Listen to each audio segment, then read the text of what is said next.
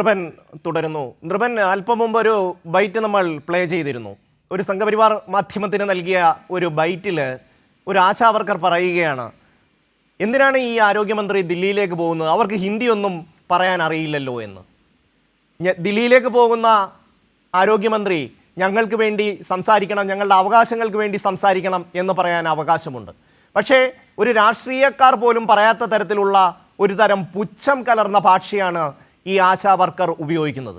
നമ്മൾ കഴിഞ്ഞ ദിവസങ്ങളിലെല്ലാം ഇവരുടെ വാക്കുകൾ, പല നേതാക്കന്മാരുടെ വാക്കുകൾ കേട്ടതാണ്. ഇടതുപക്ഷ സർക്കാരിനെ ഇവിടുന്ന് പുഴുതെറിയും എന്ന് പറഞ്ഞുകൊണ്ടാണ് ഇവർ ഈ കഴിഞ്ഞ ദിവസങ്ങളിലെല്ലാം സമരം നടത്തുന്നത്.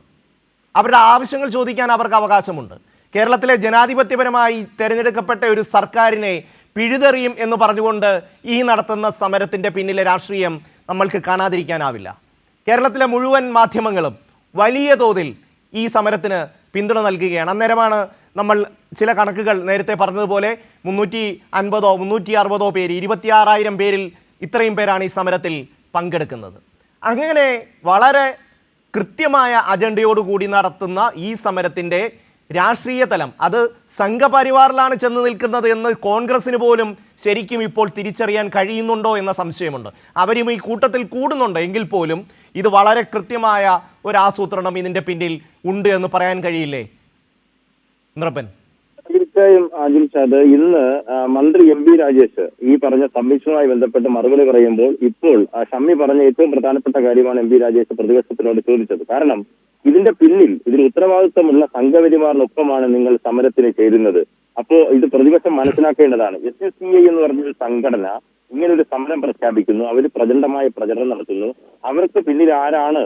അതിന്റെ ആ വേദിയിൽ തന്നെ സുരേഷ് ഗോപിയും വി മുരളീധരനെ പോലെയുള്ള ആൾക്കാർ വരുന്നു. വാട്സപ്പ് ഗ്രൂപ്പിനകത്ത് നിയമസഭാ മാർച്ചിനകത്ത് അതിക്രമം ഉണ്ടാകണമെന്ന് പ്രഖ്യാപനം നടത്തുന്നു. അത്തരത്തിലുള്ള വാട്സപ്പ് സന്ദേശം വരുന്നു.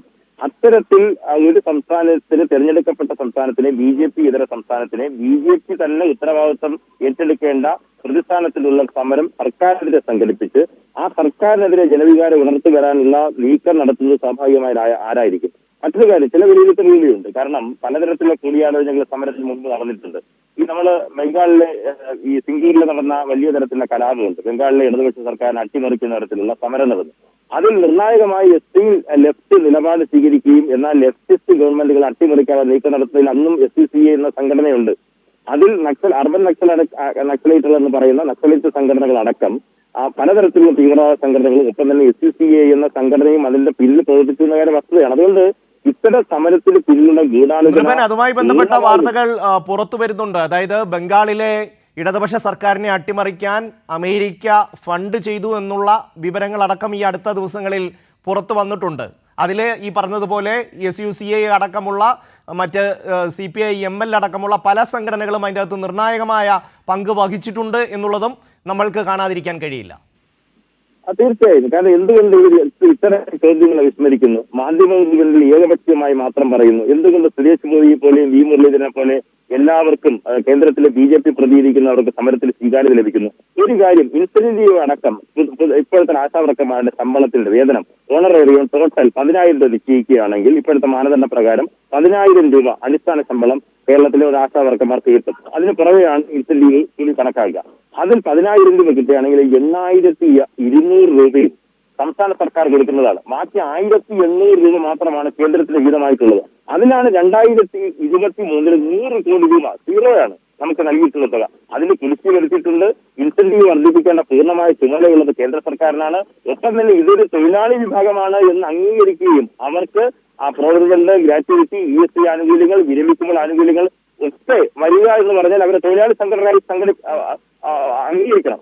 അത് കേന്ദ്ര സർക്കാർ അംഗീകരിക്കുന്നില്ല. മാത്രമല്ല, അത് അവസാനം വരെ ഈ പാർലമെന്റിൽ പരിഗണിക്കാമെന്ന് പറഞ്ഞതല്ലാതെ ഒരു ഉറപ്പും ഇതിനെ സംബന്ധിച്ച്, ഇവരെ ഇൻസെന്റീവ് വർദ്ധിക്കുന്നത് സംബന്ധിച്ചോ അടിസ്ഥാനപരമായ തൊഴിലാളികൾ അംഗീകരിക്കുന്ന കാര്യം ഇതുവരെ ഉറപ്പ് നൽകിയിട്ടില്ല. മാത്രമല്ല, നേരത്തെ ഷമ്മി പറഞ്ഞതുപോലെ എന്തുകൊണ്ട് ട്രേഡ് യൂണിയൻ ഇപ്പൊ ലീഗിന്റെ കഴിഞ്ഞ ദിവസം ലീഗിന്റെ MLA ആയിട്ടുള്ള ആളാണല്ലോ കഴിഞ്ഞ ദിവസം ഇത് അടിയന്തര പ്രമേയമായി അവതരിപ്പിച്ചത്. അവരുടെ തൊഴിലാളി സംഘടനയായ STU ഈ സമരത്തിന് പിന്തുണയല്ല, INTS ഈ സമരത്തിന് പിന്തുണയല്ല. AITUC സമരത്തിനൊപ്പമില്ല.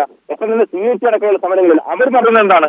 അവർ പറയുന്നത് ഇക്കാര്യത്തിൽ കേന്ദ്ര നിയമം കൊണ്ടുവരണം, ആശാ വർക്കർമാരെ തൊഴിലാളികളെ അംഗീകരിക്കണം, ഇൻസെന്റീവ് വർദ്ധിപ്പിച്ചു കൊടുക്കണം, അടിസ്ഥാന ശമ്പളം വേണം, പ്രോവിഡന്റ് ഫണ്ട് വേണം, ഗ്രാറ്റുവിറ്റി വേണം, അവർക്ക് തിരിച്ചു പോകുമ്പോൾ ആനുകൂല്യം നൽകണം, ESC ആനുകൂല്യം വേണം. ഇതെല്ലാം വേണമെന്ന് ആവശ്യപ്പെടുന്ന പൊതു അജണ്ടയെ പൊളിച്ചുകൊണ്ട് കേരളത്തിൽ തദ്ദേശ തെരഞ്ഞെടുപ്പ് മുമ്പ് തന്നെ സെക്രട്ടേറിയറ്റ് മുന്നിൽ സമര വേലിയേറ്റം ഉണ്ടാക്കുക, പരമാവധി സർക്കാരിന് വിരുദ്ധ പ്രചരണത്തിന് ഉപാധിയായി മാധ്യമങ്ങളെ ഉപയോഗിക്കുക, അതിന് മുമ്പ് നിന്ന് നയിക്കുമ്പോൾ അതിന് പിന്തുണയുമായി പ്രതിപക്ഷ നേതാവ് VD സതീശനും ഒപ്പം തന്നെ കേരളത്തിലെ BJP പ്രസിഡന്റ് K സുധാകരനും ഒപ്പം ചേരുകയാണ്. അതാണെന്ന് MP രാജേഷ് തദ്ദേശ സ്വയംഭരണ വകുപ്പ് മന്ത്രി പ്രതിപക്ഷത്തിനോട് ചോദിക്കുന്നത്. നിങ്ങൾ ഇതിന്റെ രാഷ്ട്രീയം മനസ്സിലാക്കണം. സമരം നടത്തുകയാണെങ്കിൽ എന്തുകൊണ്ട് ഈ സമരക്കാർ കേന്ദ്രത്തിനെതിരെ ഒരു അക്ഷരം ഉരിയാടുന്നില്ല? എന്തുകൊണ്ട് പ്രതിപക്ഷം ഈ സമരത്തിൽ കേന്ദ്രത്തിനെതിരെ ഒരു അക്ഷരം ഉരിയാടുന്നില്ല?